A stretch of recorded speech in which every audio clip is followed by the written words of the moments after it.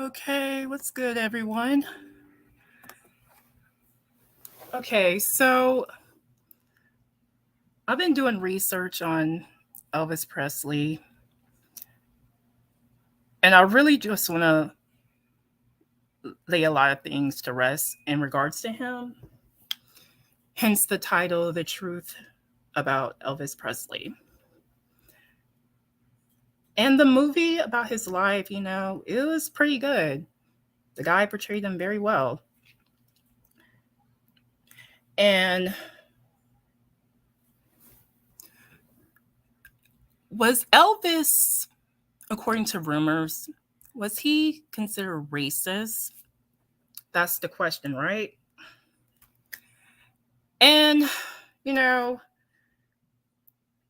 and I'm going to really dispel that. So, there always been rumors about that. Like there's been a quote, right? Which that got debunked. Allegedly, Elvis said that the only thing Negroes can do for him is buy his records and shine his shoes. And Elvis actually addressed that rumor, and he said that he would never say something like that at all. And he was being interviewed by these journalists from Jet Magazine. They asked him about that, and he said he never said that, and he wouldn't say anything like that. And that whole Fight the Power song, that whole quote,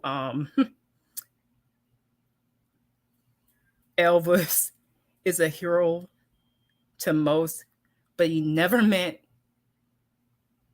that such and such. I guess I forgot the fucking line, but and basically Chuck D was saying that he was racist, and so was John Wayne, which we know John Wayne was racist. But I'm gonna say this, but I'm gonna be real with y'all. Like, I don't think Elvis himself was racist. Because just to touch on his background, he was born in Tupelo, Mississippi. And where he grew up around Black people, Even when he moved to Memphis, when he got older, he was around Black people. Like, that's where he grew up with. And he went to a Black church. So he was already absorbed with Black culture. And from the Black people who've been around him, they all have said he wasn't racist. And I have clips of everyone speaking on him. And, B.B. King, I found out a lot. B.B. King, he was like close friends with Elvis. And they used to hang out in Beale Street and Memphis and all of that. And Little Richard even praised him. And, times were really different back then during segregation. So the music industry was pretty much segregated. So back then, what they would do, they would have white artists cover Black artists to have a wider appeal or whatever. And Elvis, would you think what he did was appropriating culture or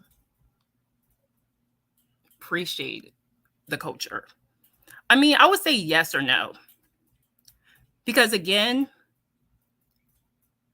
Elvis, I'm going to say this, and I have to be real, but that man was a really stand-up person, and I'm going to tell you why.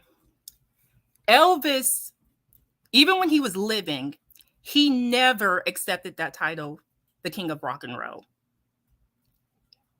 And each time people said that about him, he would say, no, Fats Domino's is the King of Rock and Roll. Like, he never took credit for anything. Like, I found a bunch of like quotes from him, and he always cited, this music been around before me, and he what he did, he just bridged the gap because, because back then they didn't want to listen to, especially in the dominant society, and it was so racist, and everything was segregated. They didn't want to listen to Black artists. So Elvis was kind of like a rebel back then. He went against what was the norm. He broke so many like boundaries, like even the way he gyrate, like that was considered controversial back in those times. And Elvis really bridged the gap because a lot of these Black artists will say, if it wasn't for him, they would have had been able to play in wider audience. So they owe that to Elvis. And I'm gonna show y'all clips. And James Brown, like even James Brown big up Elvis. Like James Brown referred to that man as his brother. And a lot of Black people who've been around him had nothing but good things to say about him. So what I'm gonna do, I'm gonna share a bunch of clips for you all. What a lot of people who've been around him have said about him. Just a second, about to share this.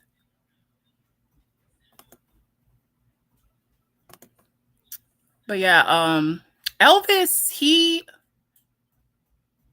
was, he was a good stand-up person, and just from doing research and stuff like that, because Public Enemy like had that quote saying how the dude was racist, but just from doing research, a lot of Black people said that dude wasn't racist.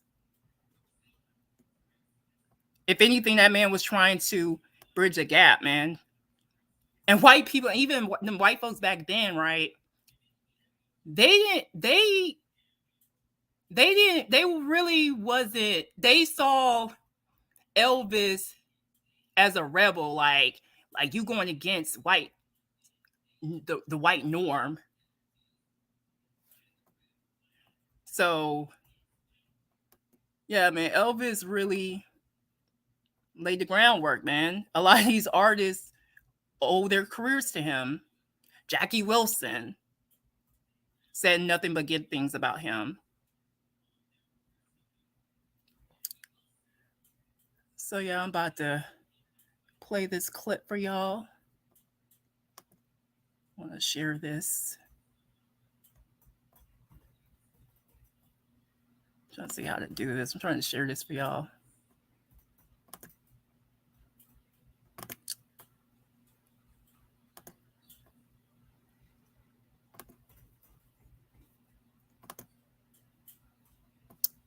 I think I gotta close these windows down. Hold on a second.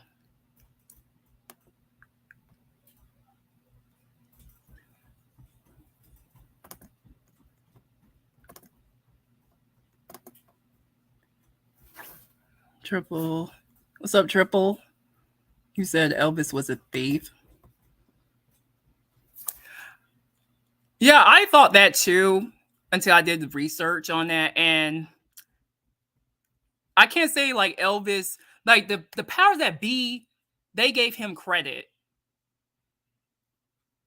They sat around and declared he was the king of rock and roll, and Elvis would always dispel that shit and be like, no, I'm not the king of rock and roll. And he would cite other Black artists that he covered or whatever. And Triple, this is the thing about it. Times was different back then, and they just wasn't listening to Black music like that. And so Elvis bridged the gap. I mean, it's unfortunate, but that's what had to be done back then because society was segregated.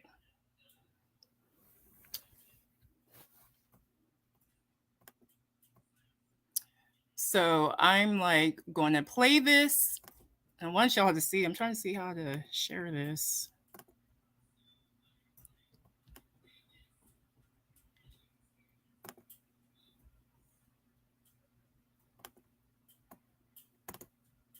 Let me see. Okay, I got it. Yeah, I figured it out. Okay, so I'm gonna share y'all the videos all these Black artists said about Elvis. Okay.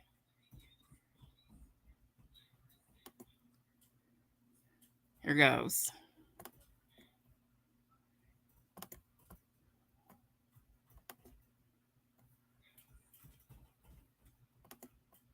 But I thought he was a very beautiful and still is a very beautiful person, and his memory shall probably forever live on. Elvis came out with a style. Elvis came out with a style of his own, and it was very creative. And once he got into it, and you got that feel, Elvis just took off like a late freight. And with Elvis doing this kind of music, gave an injection to black music that no other artist had ever done.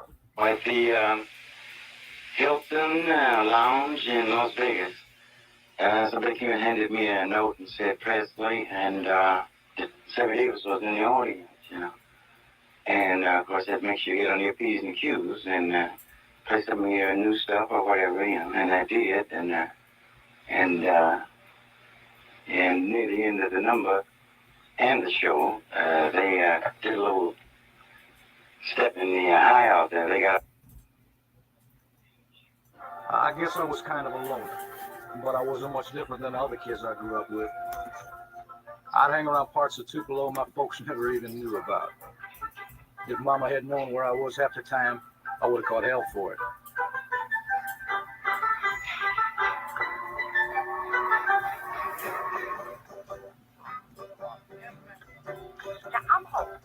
This friend of mine used to take me across town to an area called Shake. Okay, I'm gonna skip certain parts. And that was when I first heard the blues. Obviously, a means by which the level with a nigger.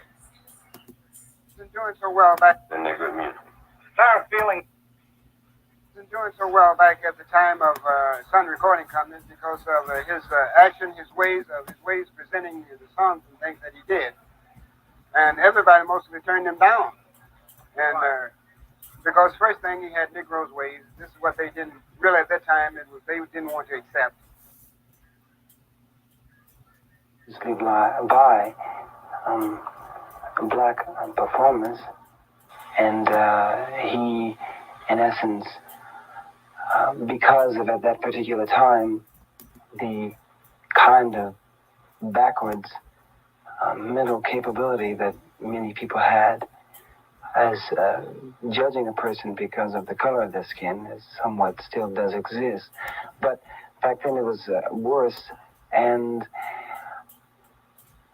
he actually, because of him being a Caucasian brother, he was able to do away with that whole thing. Footsteps. Little Ricky. He's 77-year-old Early Wright, a disc jockey at radio station WROX in Clarksdale for 45 years. Hi there. Pleasant good evening, ladies and gentlemen. How do you do?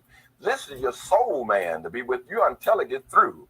I want you to stand by. Don't have no fear. Following Jay's show, should I play one like this one from out of here? Elvis Presley. Elvis's songs still get good play on Wright's program among the blues, gospel, and jazz recordings that are its staples. It was almost 40 years ago when Elvis drove down to Clarksdale from Memphis with a record and asked him to play it. And I had been playing his record, and I had never seen him before, and I was amazed to see him. When he introduced himself to being Elvis Presley, then I went all the pieces over. Then he and I started talking. I used to be the manager of a gospel group called the 4-Star Quartet, and I could listen to a man sing a hymn.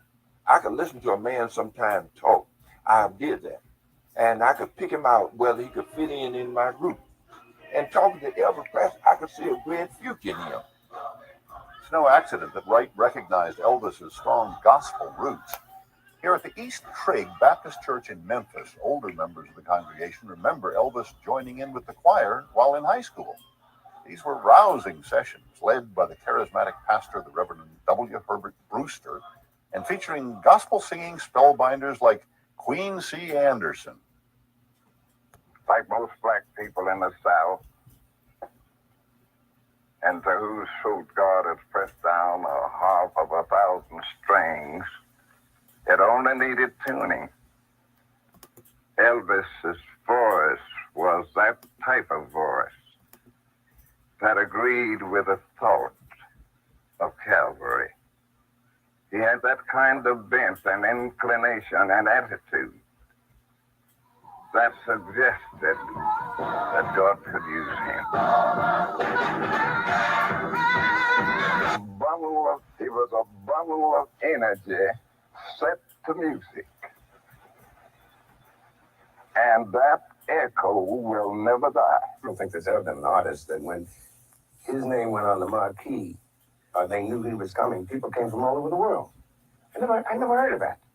The only thing I want to know, was he my friend? Did I enjoy him as a performer? Did he give the world of entertainment something? Yes, on all counts. And that's the name of that tune. Okay, you all saw that. And I'm going to play more.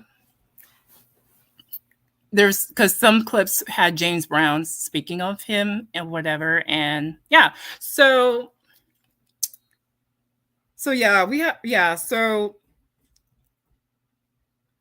back then, Elvis was doing songs that Black artists were doing. And he grew up performing those songs and listening to those songs. Like, okay, for instance, like the Hound Dog song, right? The original person who sung that song was a lady by the name of Big Mama Thornton. She didn't get as popular with that song, but the moment Elvis sings it, oh, that song skyrocketed. And the ladies said that like Elvis made millions off of that song, but with her, she only got like $500 and she didn't get no other money after that. I shit you not. This is how they were treating Black artists back then. And it's fucked up because, like, again, Elvis was both. Like, he was benefiting off of white privilege because, like, it took you to make Black music become popular because you were white. Okay? There's no ignoring that. I mean, you can't talk about Elvis without talking about Black culture. There's no way around it. And there was even a quote from the movie Elvis where B.B. King told Elvis, because, you know, explain to him, because you're white, you're going to make more money. So B.B. King, a lot of these artists, they seen him as someone who opened the doors for their careers because because the way society was. And B.B. King and him, they were good friends. And I'm going to find another interview from him, speaking of Elvis. Now, I'm going to play these, I'm going to get to James Brown part where he speaks of him. I'm going to share this. Just a second.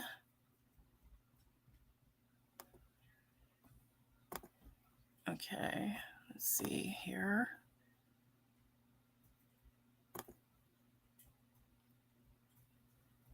I'm trying to find that. Let's see. Okay, let me play this.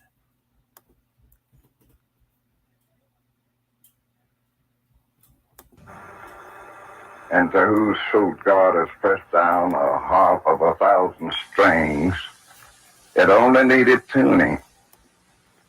Elvis's voice was that type of voice that a group will never die. Well, soul has no color, has no barrier. But I also had a lot of good people that brought out a lot. I want to pay a tribute to a good friend of mine, Brother Elvis Presley, who opened up a lot of doors for me to get through. Elvis was a pioneer, and he came out 1 year before I did. He was out in 55, Heartbreak Hotel. And then I come in 56. And Elvis and I were very good friends up until the last minute of his body alive. But he'll always live because of the fact he was such a beautiful man. I don't care what nobody's saying. I know Elvis. You know, there are a lot of rumors. Elvis and I sang spiritual together. And he'd buy any movie that I make, any film, he'd buy the film and close the theater up and show it. I love Elvis for being a man. I love him for what he done for the people and the chance he gave me. You know how rumors get started when there's a big star or something. The people will start rumors. Well, he doesn't like this kind of people, or he doesn't like those people or that people. And I never got that from Elvis Presley. Elvis Presley. That's interesting. Why would it be Elvis Presley? Elvis is a very good friend of mine. I know a lot about him. I could talk a lot about him in a very nice way. Right. He also did me a great favor once. I was in Hollywood, California, and I was playing a club called The Trip. And we're having a little difficulty getting people to come out, at that particular time. So he came out twice for me. And well, you couldn't get in. And they said, if Elvis goes, then he must be, hey, let us go, man. Elvis Presley. I love him. That's my buddy, my baby. I love him. We are very good friends. And it was a very great loss to the music world. Elvis is one of the greatest performers ever lived in this world, and electrifying, elevated. Oh, he's just, you can't say enough. He's just beautiful. I love Elvis. Elvis Presley.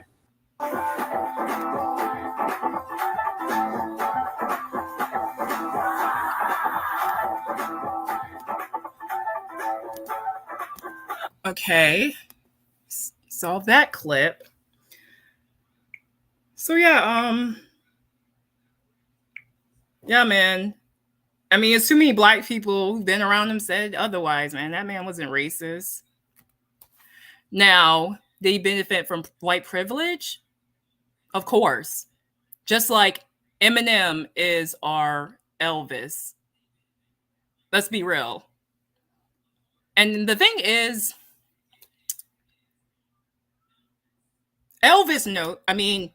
Eminem knows his privilege, okay?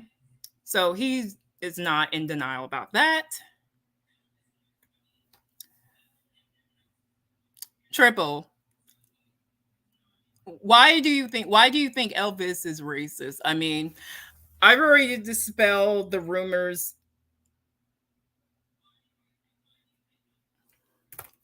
But Triple, you have to understand.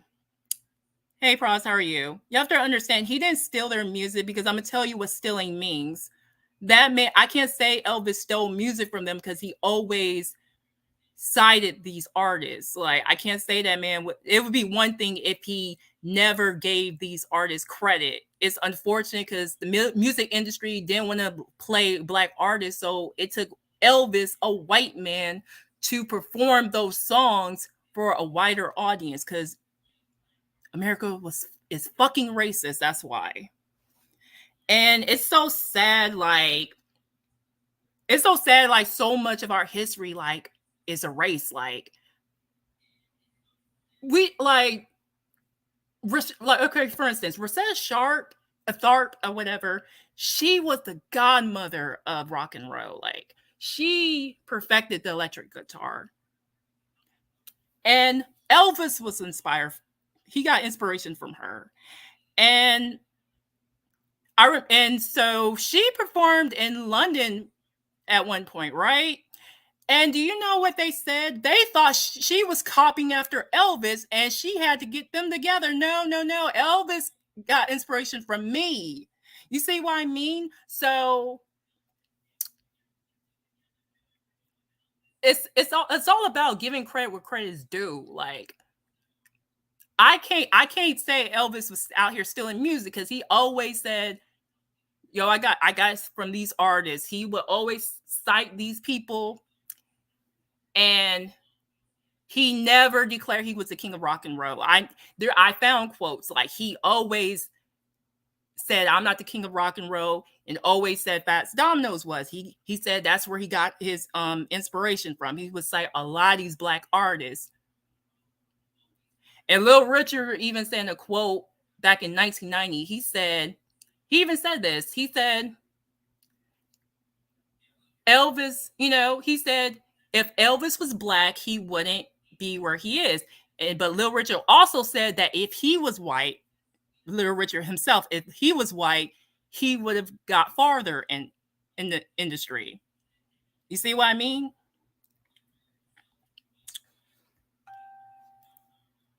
Pros says Elvis is a child predator.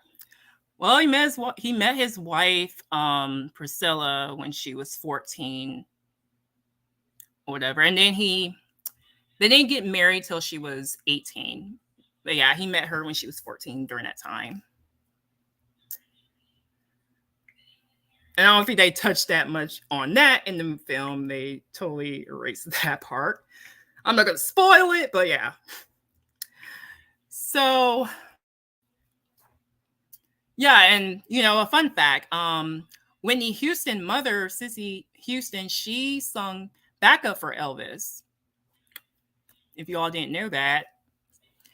And Elvis, I'm going to tell you what Elvis did right. See, rock and roll is just like a mixture of country, R&B, and Elvis grew up listening to gospel music. What Elvis did was just use his own interpretation, if you will. That's all Elvis did. But he's by no means the king of fucking rock and roll, and I stand behind it. I don't give a fuck. No, listen, I give credit of the fact that Elvis bridged a gap. Okay. Process, we ain't trashing him. No, I'm just stating facts. Okay. No matter if you like the person or not, like, we have to state facts. And the thing is, that rumor about him saying about, all Negroes are good for is buying my music and shining my shoes, that's been debunked. He never said that. So that's what really, fucked him up, because we believe that fucking rumor about him.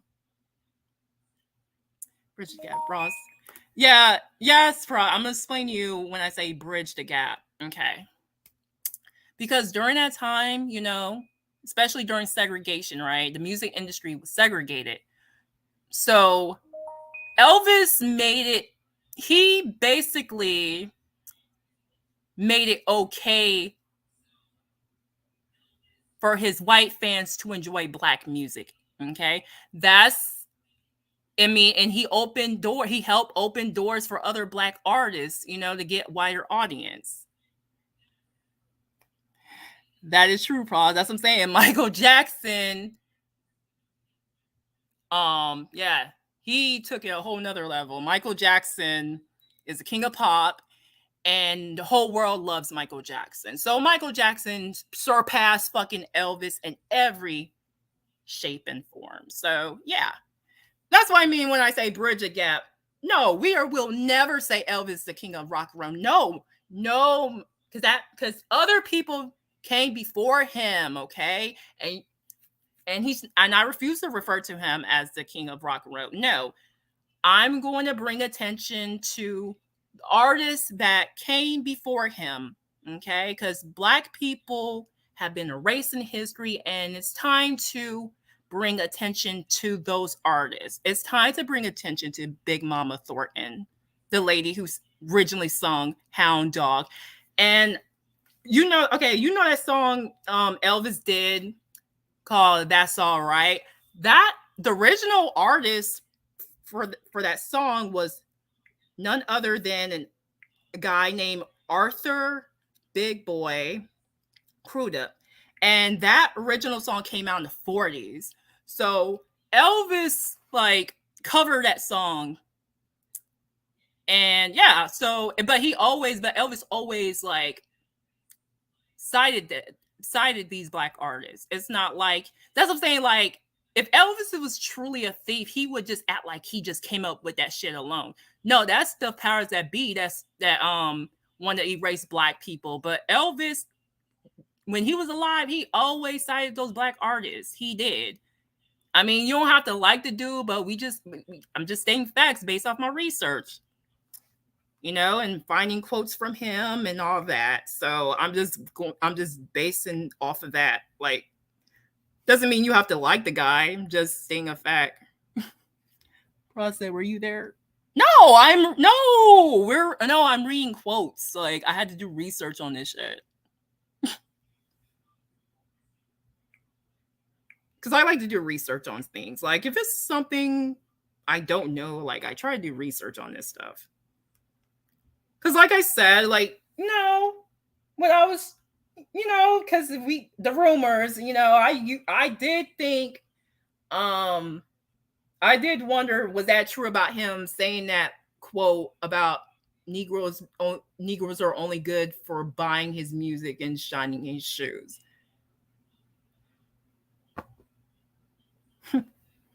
Process. Have you heard the Mandela effect? History was changed. But yeah, I just want to state the facts based off of what I learned. Process. He was originally a Klansman. I never heard that. I mean, what I do know about the guy, he grew up working class, and he grew up around black people. Like, yeah, the neighborhood he grew up in, it was predominantly black. So yeah, and and white people in his time, when he first came on the scene, they kind of looked down on him because the type of music he was making, and when he first came on the scene, like when his music was played on the radio, people used to think he was black. They assumed he was black because the type of music he was playing, and yeah, so he just pretty much just bridged the gap, and what he did was just like controversial back then, and another thing, like, even Frank Sinatra used to look down on the guy. He thought of him as this dirty person. Like, Frank Sinatra was not feeling no Elvis back then. And Elvis, what stood out about Elvis, he was pretty much the first dude like teenagers fell for. Because back in the 50s, teenagers had all these free time, so he marketed to teenagers. So yeah, he was the first to do that, to market to teenagers. And BB King, as well as Little Richard, pretty much said he opened doors for them. And yeah. And Little Richard, I would consider him the king of rock and roll. He's the king of rock and roll. Elvis said Fats Domino is the king of rock and roll. The thing is, I mean, we contribute to the music, rock and roll. We came up with that, and that's another thing. Just because there's a white face on it and your history is being erased, don't call rock music white music, okay? Because you had a hand in contributing to it, period. And we gotta stop doing that. Like, we contribute to a lot in culture. period. And we got to stop saying everything is white, because if you really look closely to history, you would know that we contribute to that genre. Same thing with country music. Yeah, it was like a group effort when that genre came about, because, the white people came up with the fiddler, and black people, we came up with the banjo. That's an African instrument. The banjo comes from Africa. Proz says BBD. New Kids on the Block. Listen, New Kids on the Block was a carbon copy of New Edition. Let's be real. They want to be like New Edition so damn badly, but a white version. And it is what it is. I mean, I like New Edition as well as New Kids on the Block, But who I prefer, who did I like the most? New Edition. But even though I like New Kids on the Block too, but we can all tell New Kids on the Block was biting off of New Edition. Let's be real. And they were both from Boston. Let's be real. Oh, and let me think of other artists. You know what? Scratch the artist shit. Oh, probably says banjo is African. Yeah, that's an African instrument. Look it up. Yeah, the banjo came from Africa. So that instrument came from us. But when country music was created, it was all cultures coming together. Whites had the fiddler, and the blacks had the banjo. It's an African instrument. And if you're from the South, you grew up listening to country music. And for the longest, the country industry, they're very racist. They didn't want to bring in a whole lot of blacks in the genre at all. And the thing is, like the only black person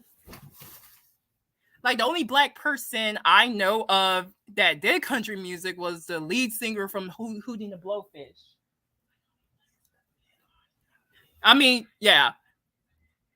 So white people came up with the fiddler, and blacks came up with the banjo, the fiddler, or whatever. So yeah.